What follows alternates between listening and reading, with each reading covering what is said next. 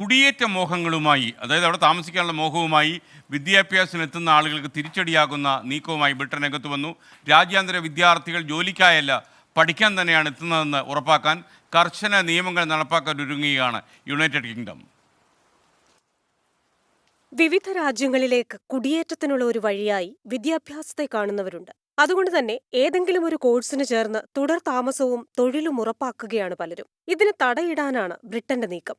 വിദ്യാഭ്യാസം കുടിയേറ്റത്തിനുള്ള കവാടമല്ലെന്ന് ഉറപ്പാക്കാനുള്ള നിർദ്ദേശങ്ങൾ പ്രഖ്യാപിച്ചിരിക്കുകയാണ് ബ്രിട്ടീഷ് ആഭ്യന്തര വിദ്യാഭ്യാസ സെക്രട്ടറിമാർ. നിർദ്ദേശങ്ങൾ അന്താരാഷ്ട്ര വിദ്യാർത്ഥികളുടെ വരവിനെ നിയന്ത്രിക്കുമെന്നാണ് വിലയിരുത്തൽ. സ്ഥിരതാമസം വാഗ്ദാനം ചെയ്ത് വിദ്യാർത്ഥികളെ എത്തിക്കുന്ന ഏജന്റുമാരുടെ പ്രവർത്തനത്തിനും ഇത് തടയിടും. വിദേശത്തുനിന്ന് വിദ്യാർത്ഥികളെ എത്തിക്കുന്ന സ്ഥാപനങ്ങൾക്ക് കർശന മാനദണ്ഡങ്ങൾ പാലിക്കേണ്ടിവരും. ഇംഗ്ലീഷ് ഭാഷാ പരിജ്ഞാനം, പഠനത്തിലുള്ള മികവ്, സാമ്പത്തിക സ്വയം പര്യാപ്തത എന്നിവയിലെ പരിശോധനകളും കർക്കശമാക്കും.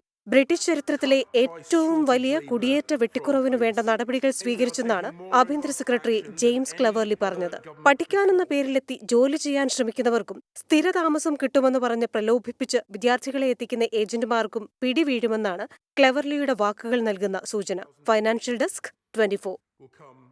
വിധി ദിനത്തിൽ 24 മാജിക് ജൂൺ 4 ചൊവ്വാഴ്ച രാവിലെ 5 മണി മുതൽ 24-ൽ.